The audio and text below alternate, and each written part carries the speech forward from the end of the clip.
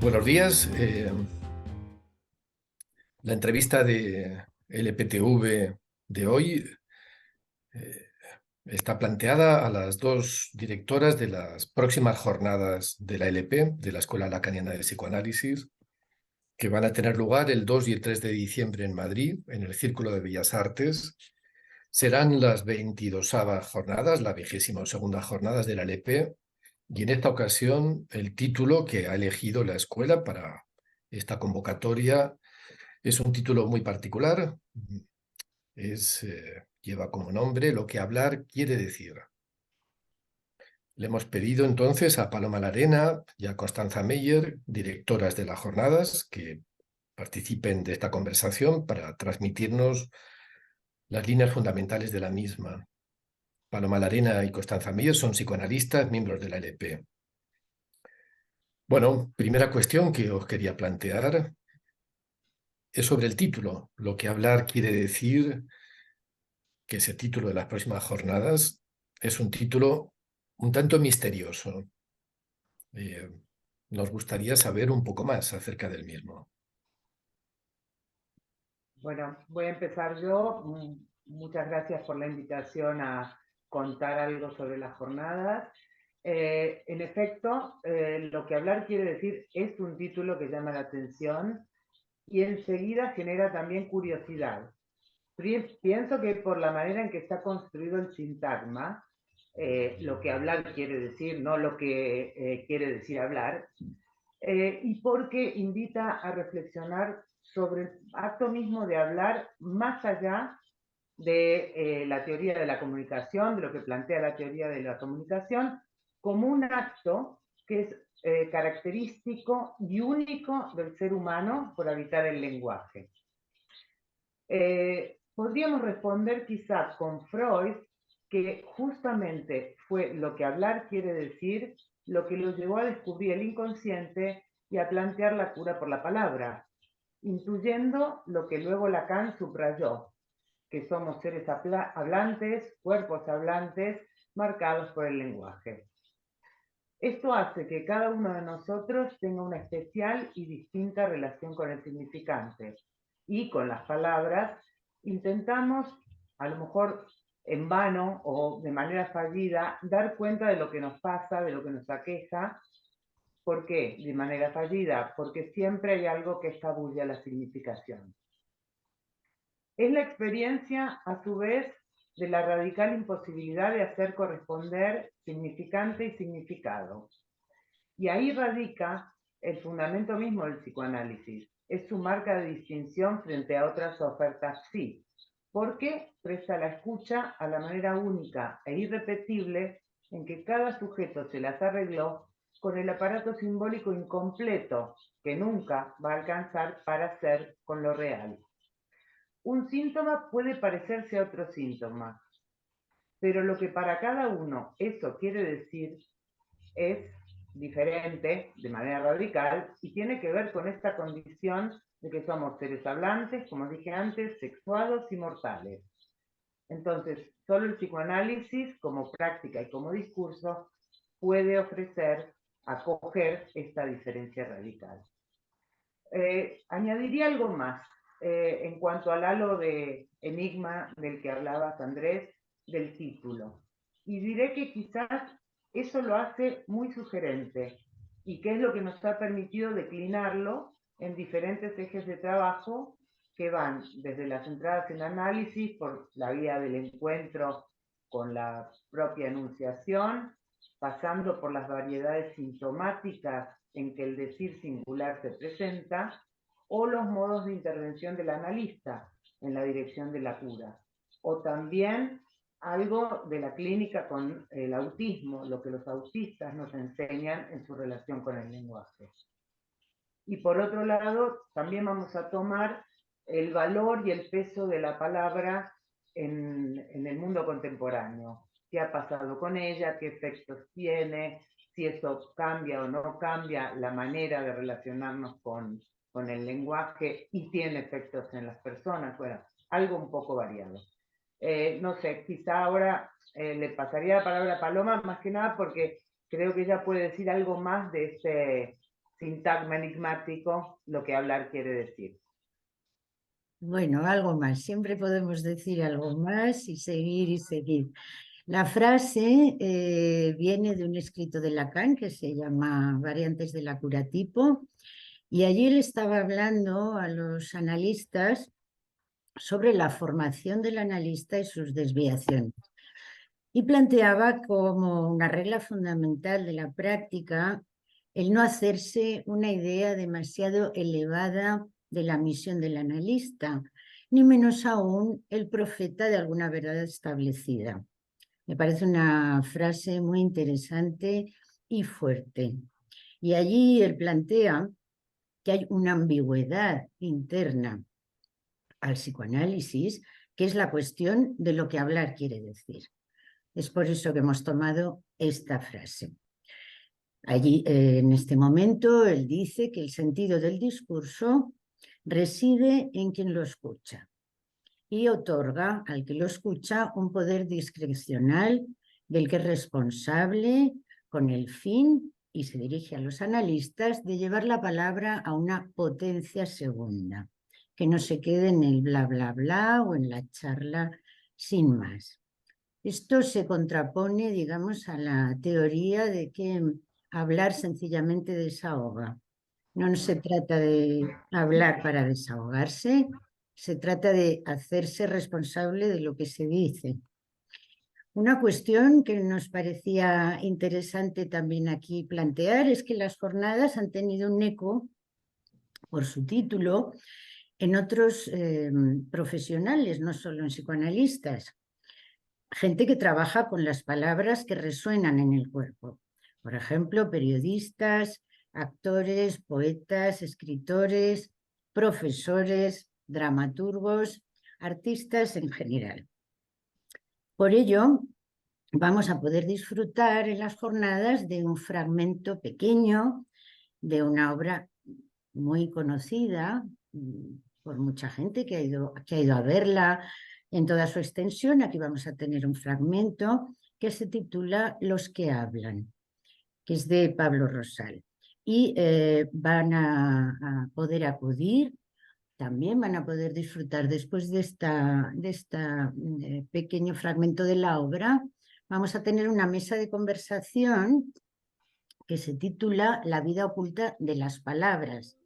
Hablamos con otras disciplinas. Y allí van a intervenir el propio autor de la obra, Pablo Rosal, Florencia del Campo, Esther Peñas, Viviana Paleta, que son todos ellos escritores, poetas, bueno, gente que está interesada en poder explicarnos y transmitirnos qué son para ellos las palabras. Otro asunto que también me parece interesante destacar es que en estas jornadas unos colegas de Valencia han grabado una serie de audios preguntando a la gente de la calle, a jóvenes, adolescentes, a otros conocidos de ellos, poetas, actores, unas preguntas sencillas. Por ejemplo, ¿por qué tropezamos siempre con la misma piedra? O si el lenguaje encorseta, o ¿para qué sirven las palabras? Y en las jornadas vamos también a poder disfrutar de estos audios breves de una gran riqueza en sus respuestas. Bueno, esto quería decir. Quizá también alguna cosa sobre el cartel, para aquellos que lo quieran poder visualizar en nuestra web. El cartel de las jornadas es de un cartel estilo pop art, de los cómics de los años 50, y representa dos figuras, un hombre y una mujer, que están hablando por teléfono. Nos pareció que era una buena imagen para representar dos asuntos. Por un lado, el goce autista de hablar, y por otro lado, la conexión, ¿no?, que hay entre uno y otro a través de este artefacto que es el teléfono. Si quisiéramos hacer un cartel realista, que no queremos, preferimos que haya un poquito de sublimación y de arte incluido, pero si fuera algo más realista, podríamos haber hecho una foto de dos personas sentadas juntas, cada uno con su móvil tecleando mensajes. Es decir, seguimos un poco en lo mismo, ¿no? El hablar es un goce, ¿no? Pero en principio se dirige al otro, para que nos escuche. Bueno, una segunda cuestión. Si nos fijamos en algunos fenómenos del habla actual, en la época actual, ¿qué podríamos subrayar? Las fake news, por un lado,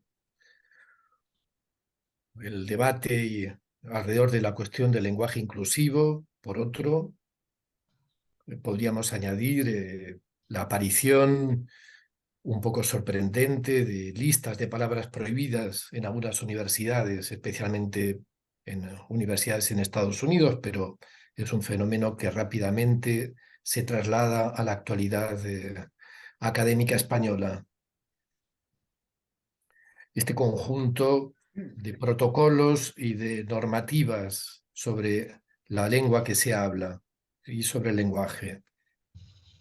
¿Qué está pasando en la época actual para que esta dimensión del habla haya tomado este carácter sintomático?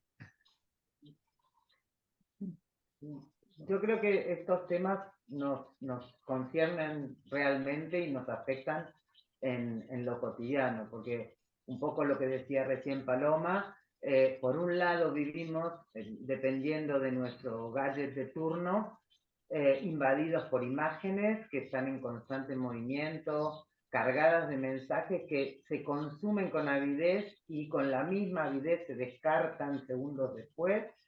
De estas imágenes o de estos mensajes ya no podemos decir ni siquiera si son ciertos o no. Nos queda solamente creer y posicionarnos a partir de una creencia.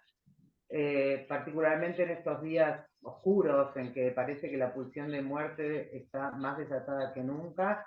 Yo, por ejemplo, me estaba preguntando dónde ha ido a parar la diplomacia, la negociación por medio de la palabra, la conversación misma, ¿no?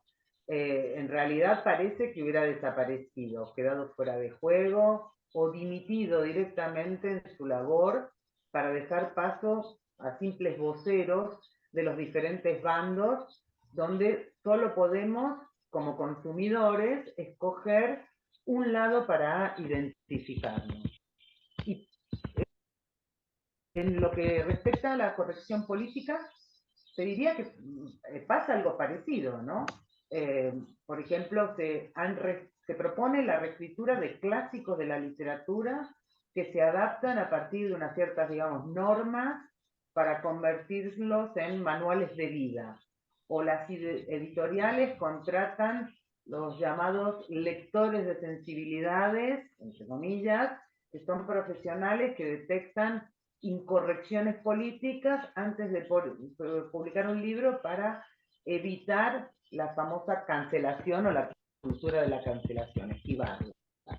Ahora, es posible nosotros como psicoanalistas, podemos decir que efectivamente es posible borrar la división del sujeto o borrar el goce que se desliza en la lengua de cada quien en nombre de una adaptación o de una reeducación que pretendería alcanzarse a partir del sometimiento a ciertos significantes. Es evidente que nuestra manera de tomar la relación de el sujeto con el significante no pasa por ahí. Entonces, me parece que es interesante pensar que lo que hablar quiere decir es precisamente una apuesta, una invitación a poner en cuestión ciertos significantes cristalizados de la época que hoy se repiten y bajo los cuales muchos pretenden nombrarse. Por ejemplo, nosotros tomamos en el título del texto de introducción, perdón, de las jornadas, algunos, ¿no? ¿Qué significa ser empático? estar empoderada, ser resiliente, ¿no? Para quién se presenta así y qué puede decir de ello. ¿Qué se busca tapar con estas palabras? Bueno, pienso que la experiencia de hablar con un psicoanalista muestra que en cuanto a esos significantes que están como fijados, cristalizados, pueden interrogarse porque le hacen una pregunta, porque interrogan al sujeto, algo empieza a resquebrajarse y lo que emerge, que se presenta a lo mejor a partir de la duda o del no saber, sorprende. Y si es posible acoger algo de esta sorpresa, entonces tenemos una salida a este empuje a la homogeneización en nombre de un para todos, ¿no? Del discurso contemporáneo, un para todos que, ojo, poco tiene que ver con la justicia, ¿no? Entonces pienso que la oferta del psicoanálisis consiste precisamente en que haya lugar para escuchar otra cosa, que es ese decir propio, que va a ser siempre sintomático, podríamos decir sintomático con TH, en términos de el arreglo que ha encontrado cada ser hablante. Muy bien. Sí, sí. Bueno, una Puedo, tercera cuestión. nada, puedo aportar una cuestión un poco cómica que escuché el otro día en la radio, si te parece, precisamente sobre este abuso, ¿no? del intentar dominar a través de las palabras. Era una mujer que decía que le habían alabado por su lenguaje inclusivo. Y ella decía, ¿no? que se sorprendía mucho de esto, era una escritora, porque utilizaba palabras como panaderes, enfermeres y rapaces. Dice, bueno, esta es mi lengua materna, que es el asturiano, y hace el plural femenino con es. Dice, y ahora de repente soy un prototipo de lenguaje inclusivo. Bueno, es un ejemplo. Tenemos ejemplos quizás más trágicos y que todo esto no es nuevo, de las fake news no es nuevo. Nos podemos remitir al estudio del gran filólogo Víctor Klemperer sobre la lengua del Tercer Reich, que es un libro recomendable donde bueno, analiza cómo se fue introduciendo el dominio a través de la lengua. En cualquier caso, con esta cuestión concluyo la entrevista con vosotras. Si hay cambios en el orden simbólico, si hay cambios en la época actual en la estructura de los discursos, ¿cómo inciden estos cambios en la subjetividad? ¿Qué consecuencias tiene para el inconsciente? Incluso podemos pensar en que surgen nuevos síntomas, nuevas manifestaciones sintomáticas en la época como consecuencia de estos cambios. ¿Qué lugar va a tener esto en las jornadas? A mí me parece una pregunta súper interesante porque creo que va a tener lugar en las jornadas en lo que corresponde a la exposición y discusión de nuestra práctica clínica, ¿no? Es un aspecto fundamental y tenemos toda la tarde del sábado para trabajar sobre ello del día 2. Pero me preguntaba si estos cambios eran imparables, ¿no? Porque creo que los cambios y las transformaciones han existido siempre, ¿no? El lenguaje como sistema, como aparato, llega siempre tarde con sus reglas para normativizar lo vivo de la lengua, que al final, antes o después, termina provocando estos cambios, ¿no? A mí me parece que eso se experimenta de forma constante, a veces incluso se padece dependiendo de la generación a la que uno pertenece, donde parece que nos hemos perdido algo porque ya no captamos, no estamos en el código igual que estábamos antes, ¿no? pero no creo que estas modificaciones en el lenguaje, o diría más específicamente en los discursos, vayan a causar nuevos síntomas. Aunque también es verdad que la depreciación de lo simbólico o la desvalorización del relato trae aparejado una primacía del número, del cálculo, de la evaluación, y por tanto también un rechazo del inconsciente, ¿no? Que me parece que este es el punto más serio, ¿no? Entonces, frente a esto, frente a estos cambios, yo creo que el síntoma insiste y permanece. Y, por tanto, si hay una interrogación, si alguien puede interrogarse sobre eso que le pasa, más allá de ir a consultar con el médico, por ejemplo, pues entonces vamos a poder escuchar lo que hay detrás, lo que esos síntomas quieren decir, ¿no? Y a su vez, qué dicen del arreglo, como decíamos antes, que ha hecho ese ser hablante, ¿no? Aunque la apariencia sea como novedosa o incluso más intensa o más aparatosa, podríamos decir. Ahora, yo creo que lo más impactante hoy en día es el rechazo de la falta, de la división, de la imposibilidad que el propio discurso, pseudo discurso, mejor dicho, capitalista, promueve de manera incesante y que hace que los sujetos estén dando vueltas en un circuito de goce aparentemente sin pérdida. Entonces, yo me pregunto, y esto creo que nos compete a los psicoanalistas, cómo introducir ahí algo, por ejemplo, del amor, ¿no? Porque el amor tiene que ver con la falta, tiene que ver con la imposibilidad. Solo si hay lugar para eso va a poder venir el amor a funcionar como suplencia de esa complementariedad inexistente, ¿no?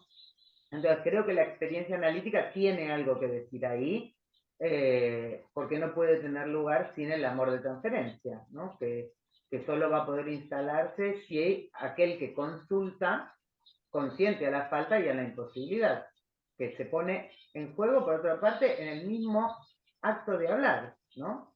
Entonces, acoger una demanda de análisis es en parte, y en definitiva, permitirle a un sujeto que haga esa experiencia de lo que hablar quiere decir y poder encontrarse con un goce que lo habita porque estamos vivos y como decíamos antes, somos seres hablantes y eso es lo que nos distingue. Entonces, estamos habitados por un goce que nunca hace pareja, que también es muy importante. No sé. Y creo que está muy bien explicado por Constanza, ¿eh? Como ella dice, vamos a tener el sábado por la tarde muchas presentaciones de casos. Ha habido muchísimas propuestas para estas jornadas para hablar de la clínica actual, en diferentes modalidades, tanto en las consultas privadas como a nivel de las instituciones. Y creo que vamos a trabajar muy a gusto y con mucho interés todos los fragmentos que se presentan. Y efectivamente puede cambiar la envoltura formal del síntoma, pero no lo que subyace al síntoma. Y quizás añadir que el prerequisito para que haya psicoanálisis es que alguien se pregunte qué quiere decir este malestar que sufro. O sea, que haya algún tipo de pregunta sobre qué es este malestar y qué significa. Y a partir de ahí ya, bueno, se puede dirigir a un otro para intentar encontrar respuestas o empezar un análisis.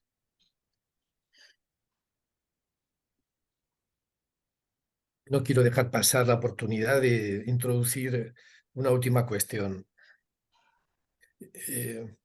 Me pregunto por algunos fenómenos clínicos de la época actual que quizás por su resonancia tienen una mayor presencia en los medios de comunicación. Pienso, por ejemplo, en la problemática de los jóvenes y adolescentes con los pasajes al acto suicidas. toda la gama de fenómenos vinculados al acto, la violencia, las agresiones, los cortes, las mutilaciones, las transformaciones en el cuerpo, por un lado.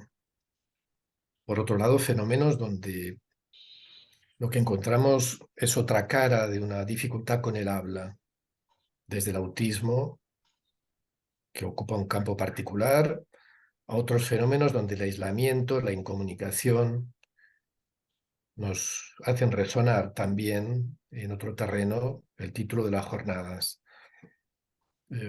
¿Os parece que esta serie de fenómenos donde el habla no es precisamente el que tiene el primer lugar, no son fenómenos efecto de las transformaciones del orden simbólico en nuestra época?